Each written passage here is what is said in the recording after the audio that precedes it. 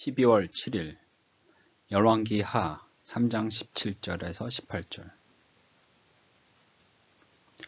여호와께서 이렇게 말씀하셨소. 너희는 바람이 부는 것도 비가 내리는 것도 보지 못할 것이나 이 골짜기에는 물이 가득 차게 될 것이다. 그리하여 너희와 너희가 기르는 가축과 짐승이 물을 마시게 될 것이다. 여호와께서 보시기에 이 일은 작은 일에 불과하오.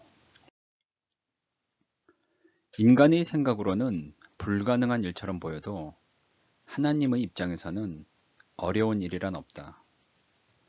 밤새 부는 바람 소리도 비가 내리는 모습도 없었지만 이 명백히 불가능해 보이는 상황에서 큰 물이 일어난다. 그리고 아침이 밝았을 때 광대한 골짜기에 물이 가득 들어차고 수정같이 잔잔한 물이 쏟아지는 아침의 햇빛을 눈부시게 반사한다. 우리의 불신앙은 항상 어떤 외부의 징조를 원한다. 대부분의 종교는 대체로 선정적이다. 눈으로 확인할 수 있는 근거가 없이는 사람들은 그 종교의 진정성에 만족하지 않는다. 그러나 기독교 신앙의 가장 큰 승리는 눈에 증거가 보이지 않아도 잠잠히 그분이 하나님이심을 아는 것. 시편 46편 10절 이다. 믿음의 승리는 이것이다.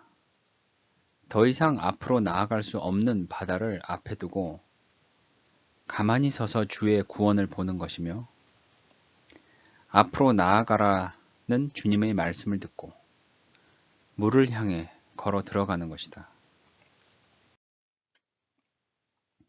아무런 신호도 보이지 않고 징조를 알리는 소리도 들리지 않지만 먼저 주저없이 나가서 물속으로 첫 발을 내딛는 것이다. 이때 앞으로 행진하며 나아가 발에 물이 적셔지는 바로 그 순간 바다가 갈라지고 그 가운데로 길이 열려 있는 것을 보게 되는 것이다. 우리는 신의 섭리에 따른 어떤 놀라운 치유를 경험하거나 기적과도 같은 어떤 특별한 상황에서의 구원을 경험한다. 그런데 우리로 가장 감명 깊게 만드는 것은 이 모든 일이 잠잠한 가운데 이루어진다는 것이다. 모든 감각적인 것이 결여되어 있다는 것이다. 인간의 경우와 달리 드러내 보이려 하는 시도가 전혀 없다는 것이다.